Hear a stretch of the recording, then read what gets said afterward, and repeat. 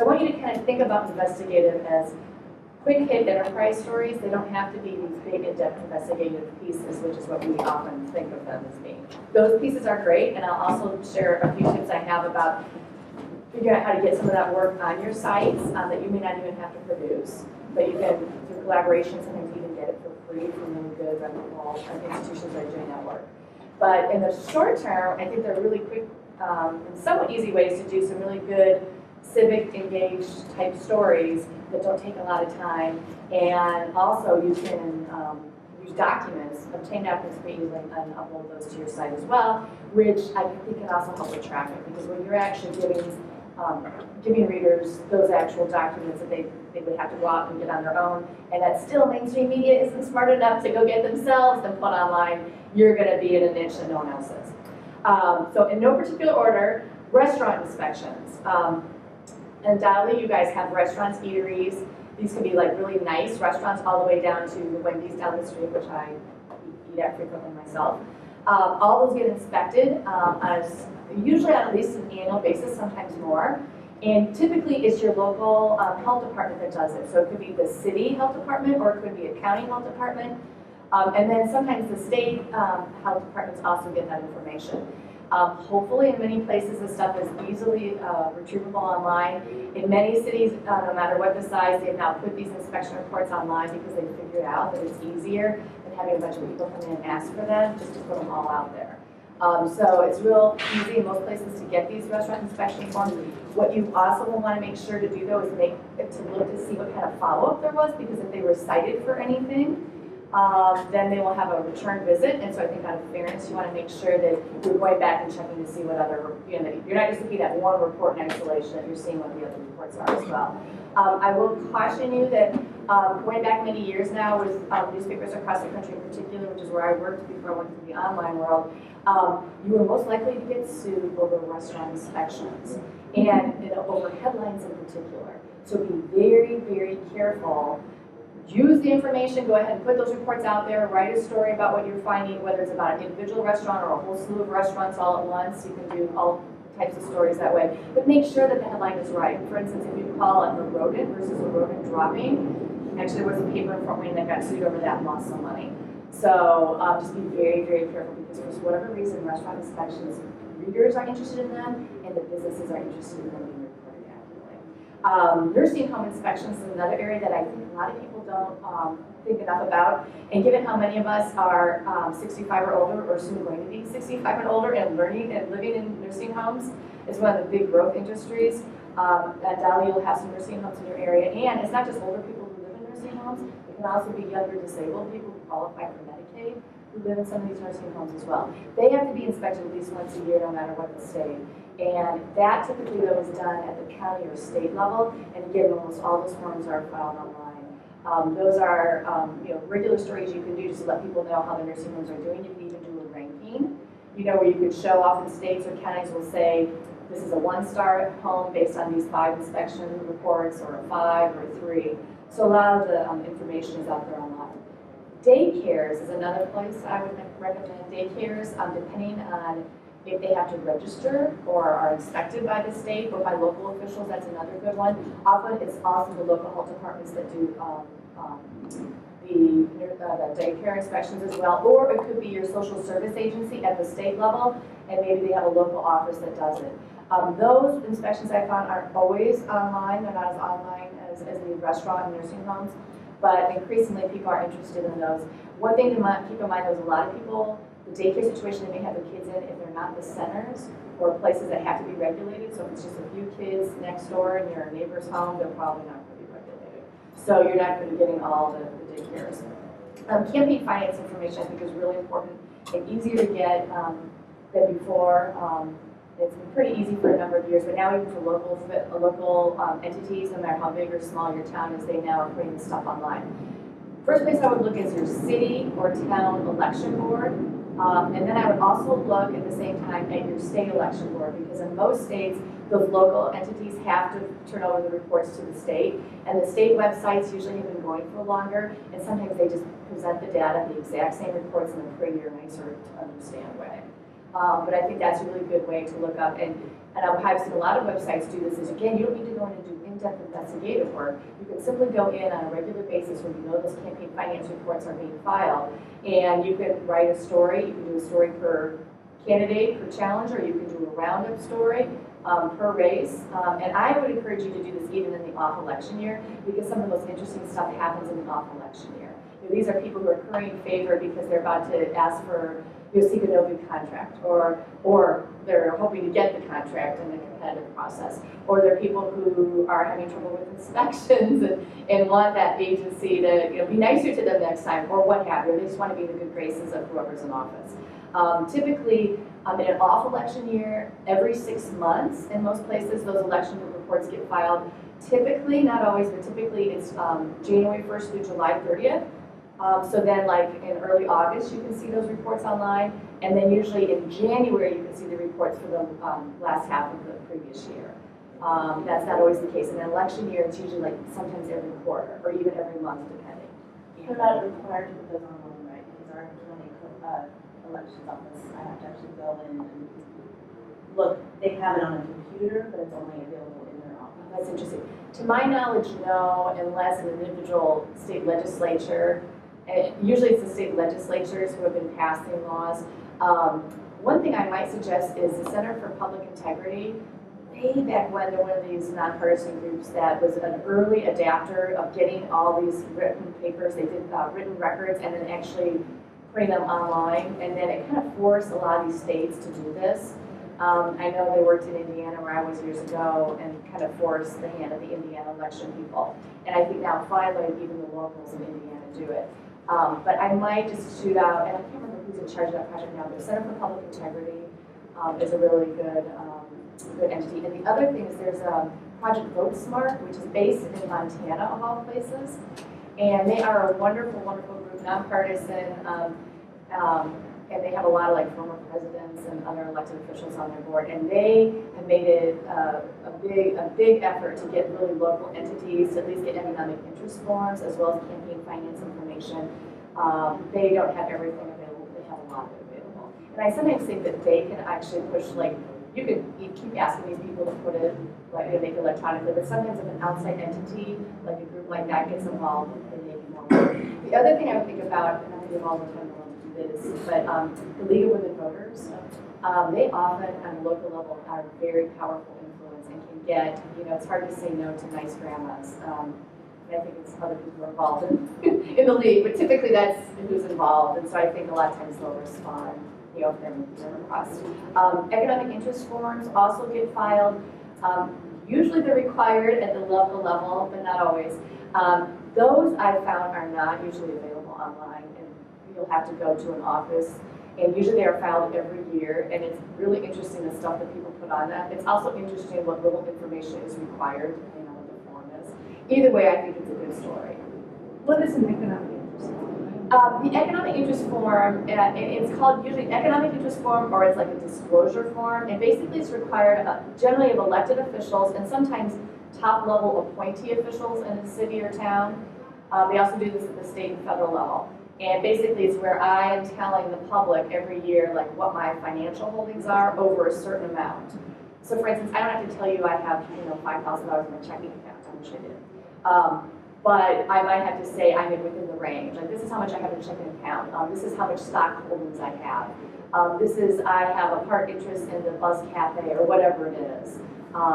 Again, some of these forms, because they were created by the very people who have to fill them out, they aren't necessarily designed to give you the kind of information that, like, the Sunlight Foundation would, if the Sunlight Foundation was making their own set of forms for everyone, they would probably ask for a lot more information, and all of us probably would too. Some of the nonprofit forms, because I've had with those that can be very limited, you only have to put like 2 samples of salaries, not necessarily.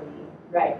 Okay, now let's talk about that. So economic interest forms, they have some information, but not a lot, but I think they're still worth going and asking for every year if they're not available online. Increasingly they're available online, but because they talk about an individual person's financial holdings, even though it's usually not a lot of detail, that's the stuff that the officials don't want to put online. They want to somehow force you to go to an office to look at, which I think is kind of interesting. So those will be the ones that I think you won't find online. It's got their gifts. Oh, thank you. That may be one of the best, easiest stories to do off that form. Yeah. They are supposed to, depending on what the local or state law is, disclose, like, I thought in Indiana, we were always interested to see what people were going to the Indy 500 for free, right? And whether they got like the sweet tickets or, you know, got tickets at all because if it was sold out, you couldn't get in, or if they got Indiana Pacer tickets or that kind of stuff.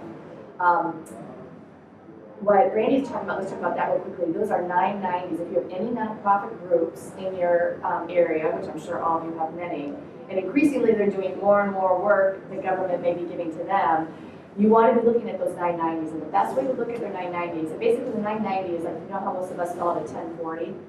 Well, the not-for-profits who, I think the threshold is $25,000 or more a year. So if it's a really small not-for-profit, they don't have to do this. But they'll have to file what's called a 990 with the IRS. By the way, they do not file, they file at all different points of the year. So depending on what their fiscal year is and what the schedule is, you may get the most recent 990 and maybe from 2 years ago, August. You know, it may not be like what the typical time frame you're thinking of. You want to go to GuideStar, one-word.org. The GuideStar is a not-for-profit. I've never looked at their 990, I assume that's on their website. And way back when they decided this is a really important thing that you'll be able to look at this form, even though it doesn't have sometimes as much information as you want. And so they will, when you go to that website, it'll look like you have to pay to register. What they're trying to do is make money off, like, you know, people who want really good information sorted for them, and they want to look at every, you know, 990 of a certain category. You guys don't need that. You're just going to be looking at individuals. So you can just register for free. And they have a really good email, I think it's once a month, an email newsletter that comes out with like tips on things you should be looking at for your not-for-profits. The 990s I've had mixed luck with. Probably the most popular part of the 990, and you kind of have to scroll down a little bit for it, is where they are supposed to list the top 5 highest compensated individuals. Now, if it's a really small not-for-profit, then you not even have 5 people, right? But if it's a bigger organization, you might be surprised to see how much some of these 9 people make. So charter schools, so if you have it financially independent public charter schools, they are operating as nonprofits. So that might be interesting to you because that's one of the pushbacks now in public education is are these educators in it for the money or are they in it for offering choice?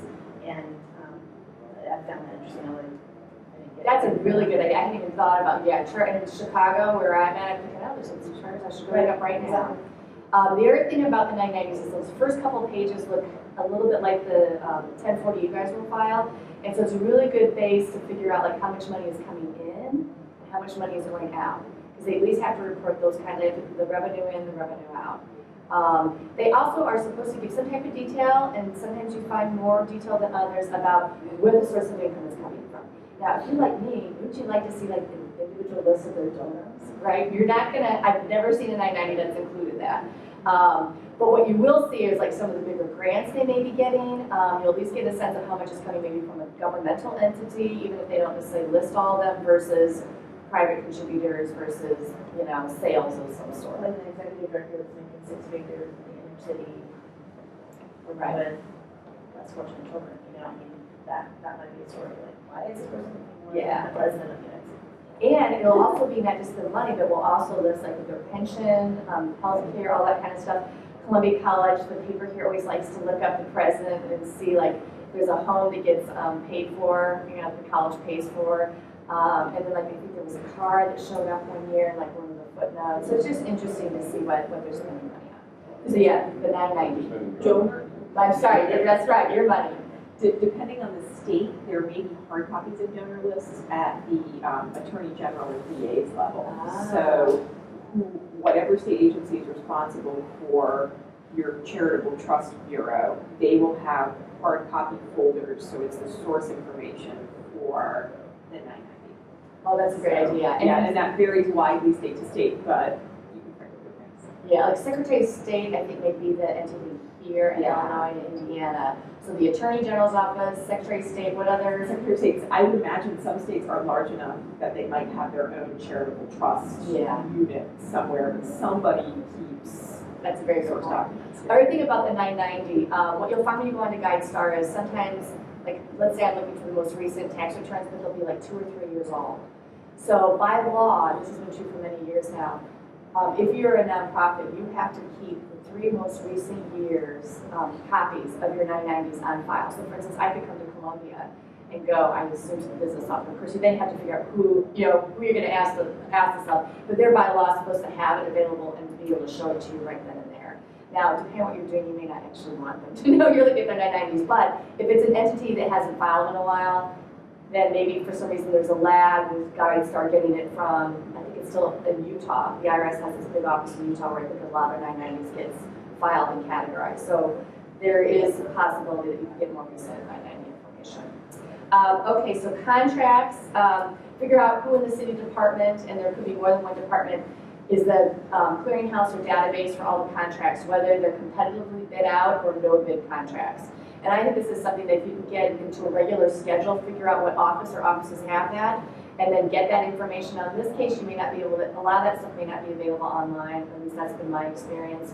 But at least if you can figure out on a regular schedule who to ask that information of and then get that information, that's really good information I need to make available. And then depending on how, what the contracts you're looking at, I really am a still big believer in Scrib and some of those other services where you get it and then you upload it, because if the government entities aren't putting that out there online, or if they're putting it out there and then all of a sudden they take it down, then it's not out there for the public. So I think that's a really good service we can provide is be our own repositories of information.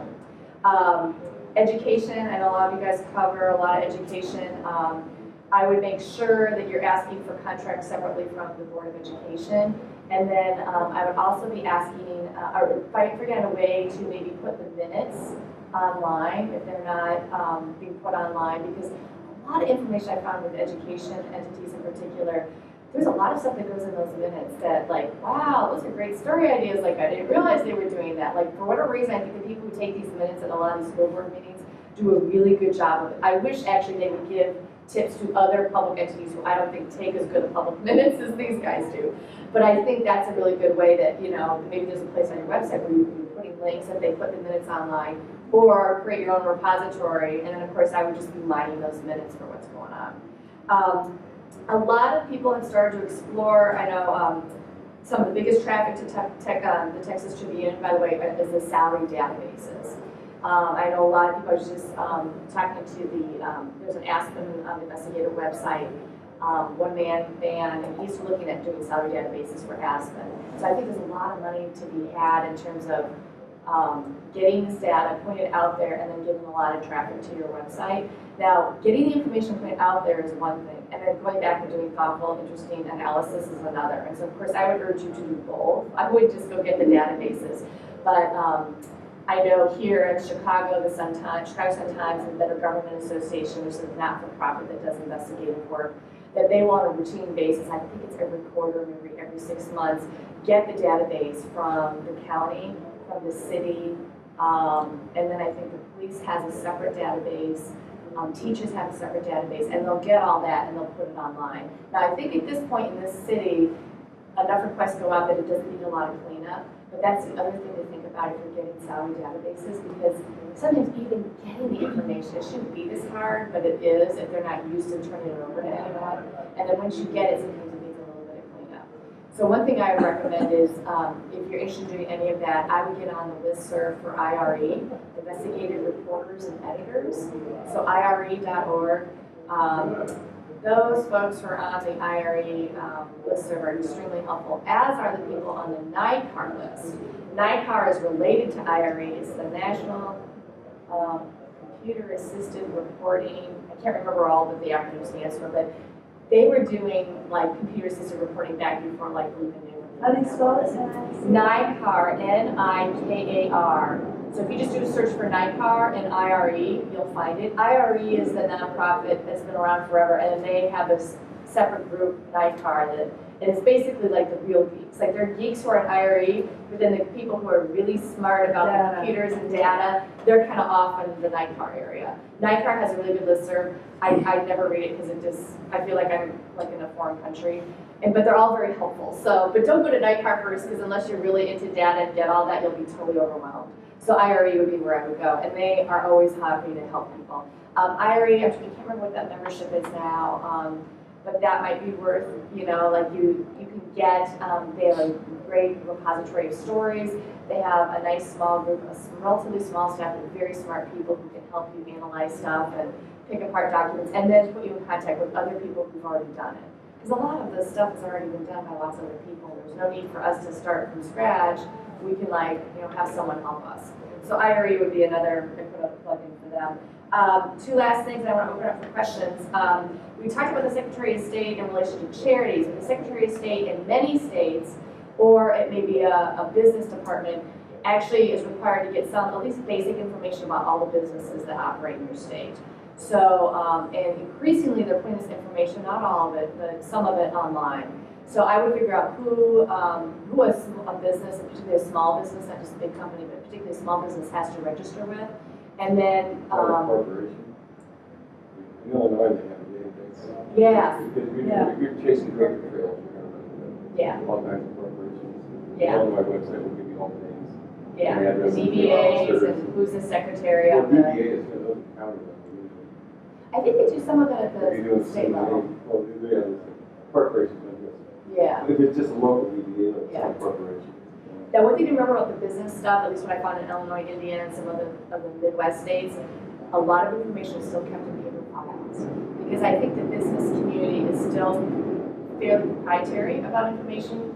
And it just cracks me up. So, okay, it's technically public because it's saved in a file someplace in Springfield or Des Moines or wherever, right? But they don't want it to be available electronically because then it means anyone can look at it whenever they want. So I think you're still going to find with businesses the information is out there, but it may not be as easy for us to get to just go online. It's just going to depend on what it is. The other thing I would think about is checking with the licensing, and usually this is done at the state level, the people who license your doctors, your lawyers, your nurses, teachers, all that happens. It's really good to keep track of when there's disciplinary action taken. And sometimes disciplinary action, kind of what it is, will not be public, especially if it involves attorneys, if it has to reach a certain level before it becomes public. It needs to be conviction, doesn't it? Well, it For depends, medical or if they malpractice. take, yeah. Sometimes if it's a conviction, sometimes if they've actually taken some type of, like, there's a civil fine.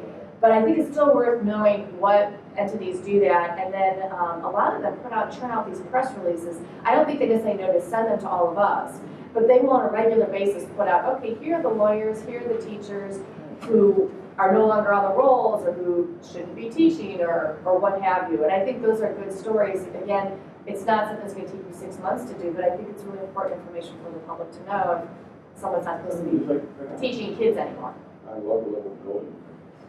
Thank you. Building permits. Building permits is a great idea to get them at the local level. And then what do you do with them? Neighbors working on their houses. Yeah. Yeah, like to make sure they have the building Or permit you need. business licenses, those are local things.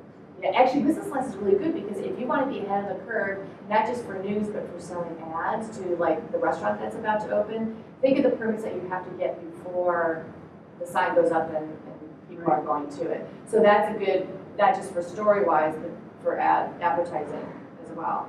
Last but not least, in terms of businesses, is Edgar. I don't know if you guys know about that database. It's been around for years. It's the SEC, Securities and Exchange Commission at the federal level. That's the main federal oversight of companies and smaller businesses. And Edgar, for whatever reason, I don't know where that name came from, but they named their database Edgar. And it's a great database. Now, I will tell you, I'm one of these people, I just want to go online and look up stuff. And I really should go read the FAQs and the help and how to use this. Read it for Edgar because it's really easy to think that you found all the information you need to on a company and you didn't because you didn't do the 3 steps that you were supposed to. It's become slightly more user-friendly, but again, Edgar really wasn't created for you and me. It was more created for businesses checking out other businesses and lawyers looking up stuff. But this is where you're going to find out, like, you could be the first one, and I'm amazed for whatever traditional mainstream outlets you have in your area, how many of their reporters, especially business reporters, do not know about Edgar or do not regularly check it. So you will be the first to report, hey, there was just a quarterly filing and they're going to lay off 300 people here. I mean, a lot of the stuff, that's where it gets first disclosed. So the really smart people, and there are very few now business reporters in many markets covering this stuff regularly. So you guys have this great niche that you can fill. And if you do enough of that kind of news information, information, then you're probably giving your local business publication a run for their money because they may not even be checking that. The other thing you want to check at the state level is whatever economic development or commerce or business department oversees the state. You want to be checking them for the WARN, I think it's WARN. If you're going to have a layoff of at least, is it 100? I can't remember what it is, but there's some law, federal law, that if you're going to lay off X number of people, then you have to notify, you have to do a warning, and it goes to the state agency. Probably typically you would also at the same time, even if you're a privately held company, be filing something with Edgar. So you would probably catch it in 2 different places, but that's really important to know. And again, I'm amazed at how many news outlets don't know to check that. And then when you usually find out is when like the employees found out. And that could be weeks, if not a few months after actually notice was given. So, question about that. So, there's Yeah. a lot of different types of forms on here. Like my website is all about startups. Yeah. So we look at Form D, which is registration of investment fund. How do you is there like a resource besides that that you exist that specifies what each document type is? It's hard to understand. There is a woman, her first name is Michelle, and I'm forgetting her last name. She had this great website that then she sold, and then something just happened to the site just last year. I think it's called Footnote. So do a search on Michelle and Footnote. She is someone who literally, I think in her basement or her bedroom years ago, started reading the footnotes of a lot of these Edgar filings and basically breaking the news, on a lot of company business across the country. So then it became a very popular website. She sold it to some bigger entity, and I can't remember, something happened with her last year. I think she wanted to do different stuff too. But she's the only person I've ever heard explain any of this that makes any sense to me. There are probably other people out there, and I'm sorry I can't remember her last name. But I bet you, and I know she's written stuff, I know she used to blog about this stuff, and so I think that would probably be a more helpful guide. Gotcha. Yeah. It's there's a lot of resources, but most people only stick with the registration of investment. But you're looking at the startups. Yeah. Yeah. And then I guess I would think of some of those, I'm trying to think of some of those blogs that focus on startups, although I know a lot of them, but they never talk about. but they never talk about any of this. Yeah. It's oh, there's money. Right. They never talk about the political, Right. Right. databases and stuff. Now, my guess is there are probably some really smart economics professors at some university we may or may not have heard of who did their dissertation on the Edgar database. And if they can, so I'm thinking, I'm sure there are a few professors out there like that, but Michelle might know who those people are. Because, I think it's a very finite universe that knows it and can explain it in terms of any of us understand it. You're welcome. One last thing that I want to open up for more questions. For any of you who are interested in doing some type of investigative reporting, and A, you're not sure if you have enough time to do it, or B, you'd like to partner with people, I wanted to remind all of you, if you don't already know, about INN, which is the Investigative News Network. And they are now at 80 or 90 members. My 2 websites are a member. We're 2 of the smaller members, Chicago Talks and Austin Talks. And most of their members are not-for-profit, some are for-profit, but most of them are investigative centers, often run by journalists who left mainstream media for a variety of reasons, and are doing this really important investigative work, and are very into collaboration. And in many cases, they will literally give you their work, and you can publish it. They just want to obviously be cited for it, and then have some links sent back their way. Depending on what state you're in, I'm happy to talk to you about who I know from. INN has members in virtually every state. There are many members in some states, not so many in others. But I think they're a great resource. And the other thing I would strongly urge you to do is think about the college or universities that are in your area. All you need to do is find one instructor, and it's probably going to be a journalism professor or an English professor who used to do journalism, who would have interest. Oh, that's true, or someone in the law school. Although, depending if they can do some journalistic work for you. But I like the idea of having you guys think about, either for investigative work or even for smaller scale stories, getting interns that way, or at least being able to collaborate. Because I think sometimes investigative work, how do you begin to slice off even a small piece? And sometimes if you have a little team that you can put together, so it's not all on you. It's more likely. I was thinking for help with 4 years now. Oh yeah. Every state has their own Freedom of Information Act and Open Meetings Act. read them, read it again, so that you're conversant in it. Yes. Because half the people that you deal with aren't. And Yeah. they will tell you, you can't see this, you have to show me ID, you have to do this and that. They will have you jumping through hoops that you shouldn't have to go through. That is a really good point. And if you're not doing big scale investigations, whenever you're trying to get information, it is shocking to me we just had the Chicago Board of Education. Okay, so the third largest school board in the country tried to prevent me and 11 students, another faculty member, from going to an open board meeting because we had failed to pre-register under their new policy to simply observe a government meeting. Well, of course, illegal? No, it's not illegal. It is illegal. Doesn't mean they won't try it. Right, Yeah, but that's a classic case. And do you know how many people, including some charter school people, did not want to piss off the Board of Education, were turned away. They did not go to this public meeting. So we put up a sting. Thankfully, the other media did stories about it. And now I filed a complaint, and I'm waiting for the Attorney General's office, because in some states, you can actually file a complaint. Not that, basically it's going to be a non-binding advisory opinion. Don't do it again. But at least it's something. But you are absolutely right. So many people The more do not know. local the government, the more ignorant they are. Well, that's true. And I think in our case, it was a deliberate thing, but I think in a lot of other cases, it's just total ignorance. If you're dealing with like a village council or something like that, a lot of these people are, they're elected representatives, but they don't do that full time, and they just literally don't know the law. Yeah. I cover a village of 15,000 in Western County in the 4 years that I covered it.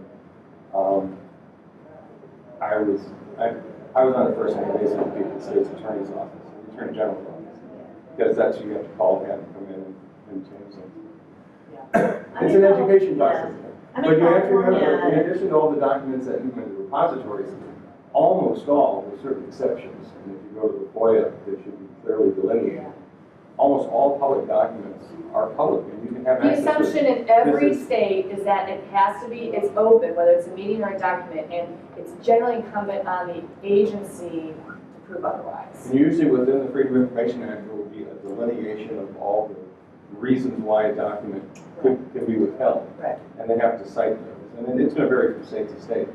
But we're talking phone records, email, you can ask for all of that stuff. In California, we have the First Amendment Coalition. So are there other, and I know that's a helpful resource for the Indians in California, are there other organizations that you're familiar with in other states? I think many states have them, like I know we have one in Illinois, I don't know if the Indiana one is still going. Generally, it's a coalition of media outlets and then usually some good government type people. I do know that Well, the even like university. the Citizens Advocacy Center over in Right. Elmhurst is a local organization, but they'll help any local citizen with Right. basically dealing with government.